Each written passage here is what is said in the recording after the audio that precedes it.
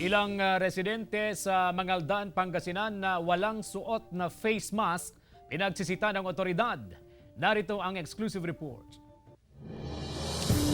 Maagang nag-ikot ang lokal na pamahalaan ng Mangaldan sa sentro ng kalakalan ng bayan.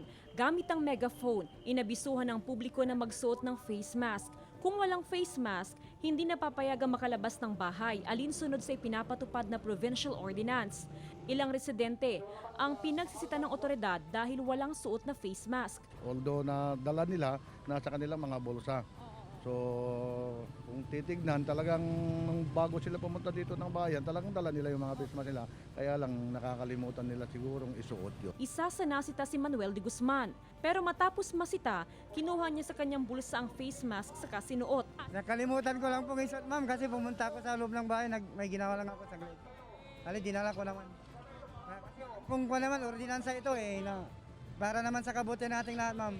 Nakalimutan lang talaga. Nakalimutan ko lang, ma'am. Medyo hindi sila sanay kasi alam mo na, medyo mainit.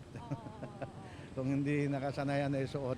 Sa ilalim ng mandatory wearing of face mask ordinance, kailangan magsuot ng face mask paglabas ng bahay, lalo na kung pupunta sa public places at pagpasok sa mga gusali.